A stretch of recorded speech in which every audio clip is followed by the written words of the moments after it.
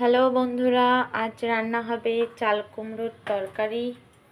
তো প্রথমে কড়াইতে সর্ষের তেল দিয়ে দেবো, এরপর দিয়ে দেবো জিরে ফোড়ন, দিয়ে দিয়েছি শুকনো লঙ্কা, তেজপাতা, মাছের তেল, পেঁয়াজ কুচি, লঙ্কা কুচি, টমেটো কুচি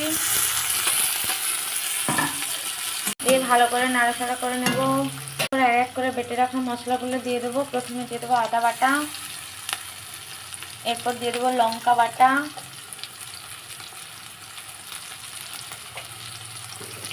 দিয়ে দেবো হলুদ।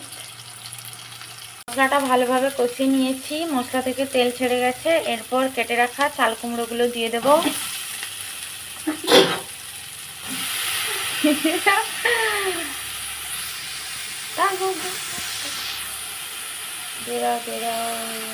এর উপরে দিয়ে দেবো ভিজিয়ে রাখা মুসুর ডাল,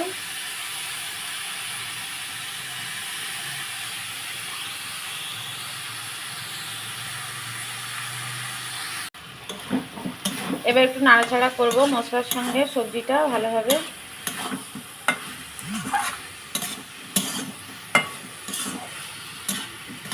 এই যে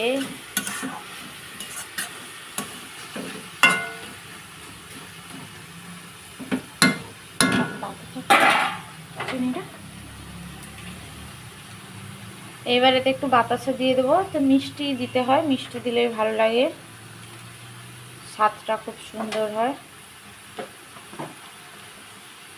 কি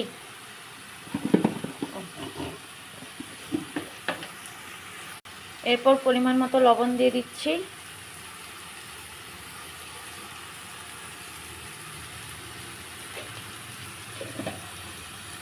লবণটা সবজি বা শাক রান্না করার সময় একটু কমে আসলে, ঢাকা দিয়ে একটু কমে আসলে তখন লবণটা দিলে পরিমাণটা ঠিক থাকে।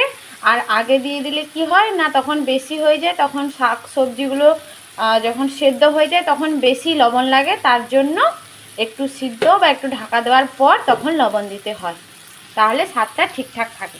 এরপর দিয়ে দেবো ধনে জিরে বাটা,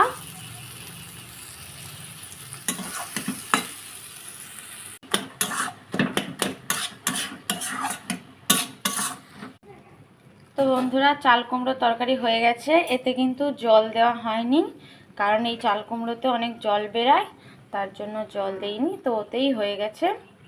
তো এবার নামিয়ে নেব। দেখতে খুব সুন্দর হয়েছে, এইভাবে বাড়িতে আপনারা বানাবেন, দেখবেন খুব ভালো লাগবে খেতে। এই হচ্ছে তরকারি।